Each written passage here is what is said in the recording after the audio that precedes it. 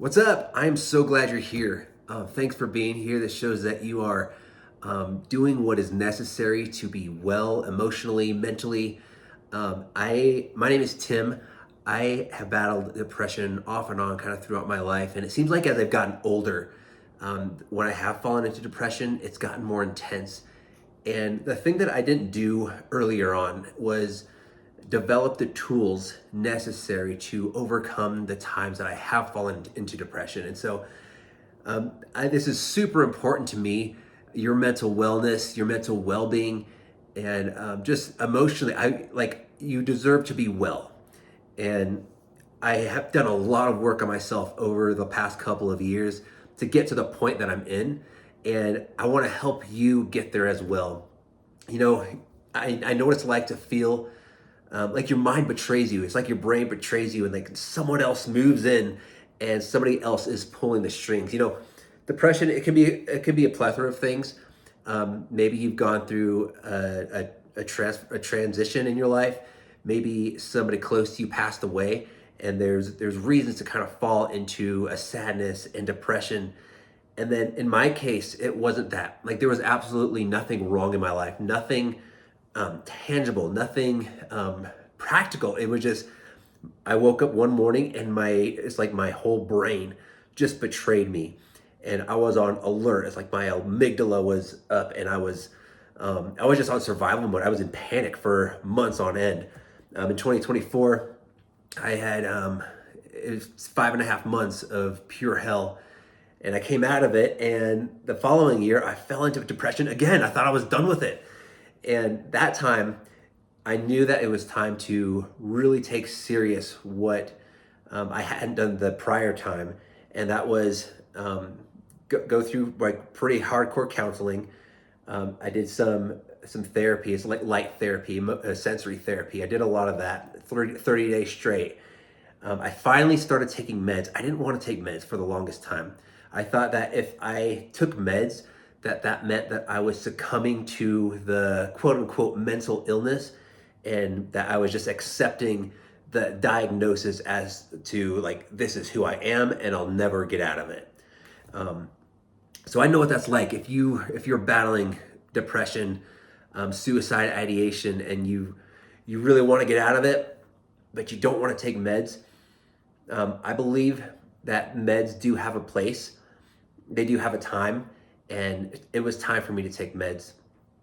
I ultimately want to say this. This is very, very important to me, is that as a believer in Christ, I believe that prayer is important, it is powerful, it works. And although I didn't just only pray, I do believe that there is a divine God aspect part of my healing journey that was very present and that came into play. And I'm walking, I'm a living and breathing testimony of it, because I am healed from depression free for about 8 months now. So yes, I'm super pumped, and yes, I am still on meds. I take one capsule a day, and I gotta stay consistent with it. Even I've tried to come off twice. So if you are thinking about taking meds and you kind of want to know what that process is like, it takes about 6 weeks for it to take full effect on your brain, and which is kind of sucky because when you're depressed, you just want it to go so fast. You want the depression to leave. You want to be normal again. So this process, it does take time. You do have to have patience for it. And I remember like that whole patience thing, because I wanted to be normal so bad that it was like, if it, like the patience and the hopelessness of feeling I don't know if I'll ever feel normal again, because it was day after day, morning after morning, night after night. I would be so frustrated thinking that I'll never be normal again. So if you're there right now, I get it. It's difficult, it's scary. Depression can be a bully, and it makes you feel just completely helpless and hopeless. So I want to acknowledge that part of the journey, because that part is very real. It's very scary. And even though I am not a certified counselor, one who has gone through major depression and suicide ideation, and I've spent 3 days on a what they call it, 72-hour hold. It's an M1 here in Colorado, because I had become so suicidal. Um, so all these things are really important into playing into your healing journey. And again, it's amazing that you're here and you're seeking help and you're seeking someone to sit with you and talk with you and pray with you. And yeah, it's a really difficult journey. Again, I just want to reiterate and let you know that I understand the difficulty and the struggle. But if you feel alone in this, I know what that's like, the feeling alone and that nobody understands. And because nobody can really understand, nobody can ultimately care about it as much as you can. And that's another lie.